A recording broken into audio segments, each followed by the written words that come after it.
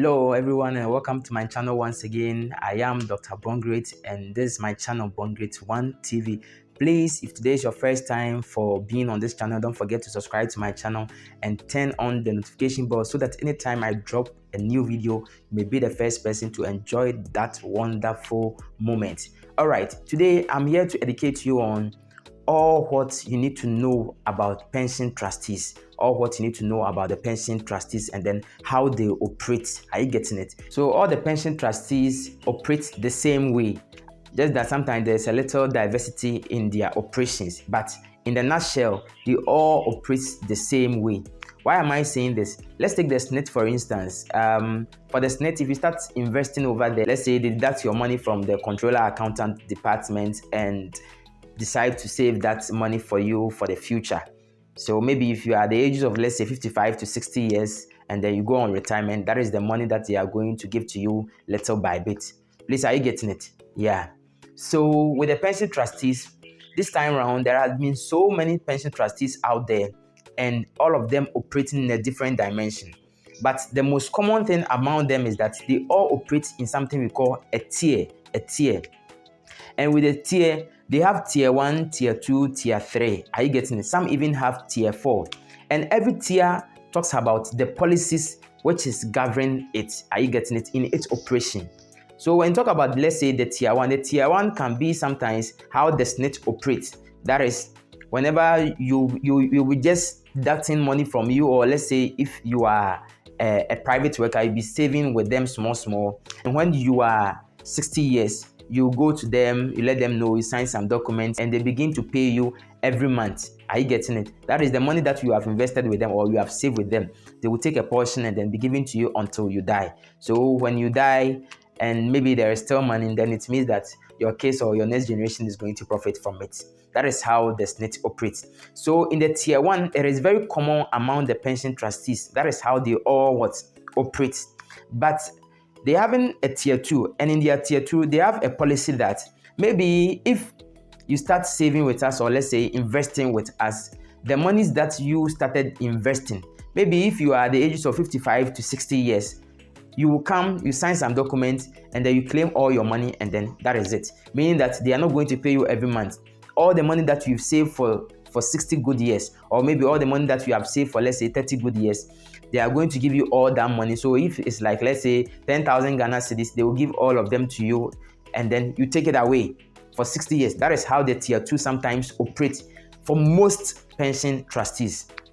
And the tier 3, they're having a policy, and the policy is that maybe if you are a businessman, or let's say a woman, or let's say a trader, and you are working, and let's say maybe you are investing with them and you need money to do something, you can still come to them and then check your coffers. The money you have over there, they divide it into 2, give you a portion to go and do business with it so that you can still continue to invest with them and then keep the remaining balance for you until maybe you are 60 or 55 years before you come for the rest.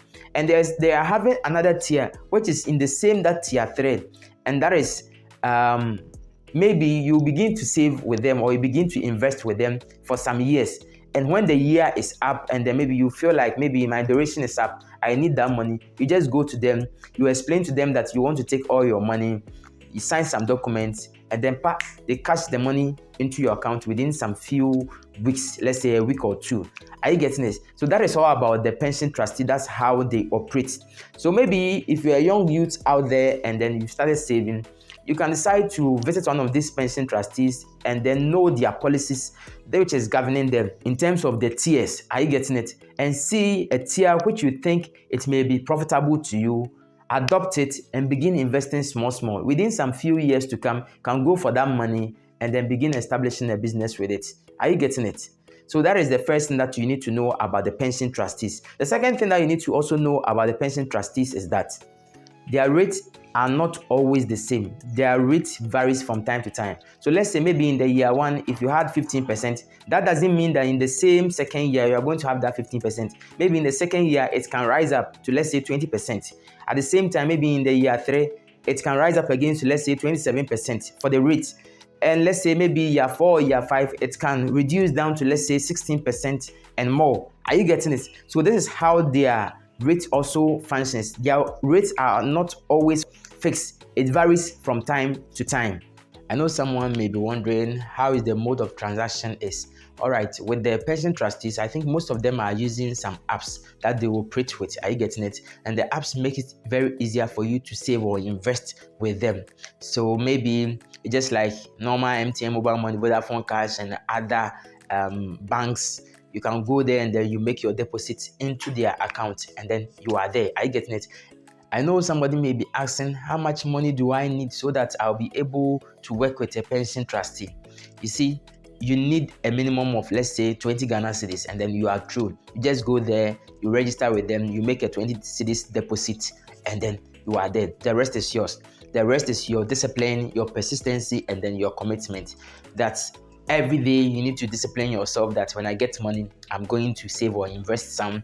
And at the same time, you need to be persistent enough that you are going to do that every week, every month, or every year. You are going to invest or put money elsewhere specifically for something that you want to really embark on. Are you getting it? You need to be committed enough.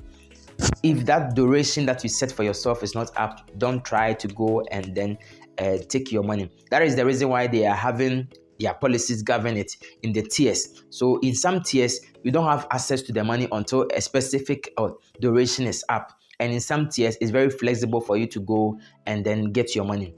Are you getting it? So these are some of the things that you need to know. And with their mobile apps, it's very simple to use. Are you getting it? And with some of the pension trustees too, if you want to know your statement, unless you visit them or you go to where they are before they can give you their statement. Other ones too, you can just check your statement or maybe your contribution on your phone. Sometimes you can request and then they will send it through your Gmail from time to time. And there are other trustees, they just send it every, let's say, 3 months. They will send you your statement for you to know every 2 months, sometimes every month, and the rest. They will let you know your contribution from time to time and the amount of, let's say, interest that you are generating on your money from time to time. So that's all about pension trustees, and I think it will be of a very good advice for the youth out there to start investing with pension trustees, because with a little you have, you can make it big time in some years to come. So let's assume maybe you are, let's say, 20 years now. Give yourself like 10 to 15 years time and see the amount of money that you'll be able to raise for yourself. So think about it.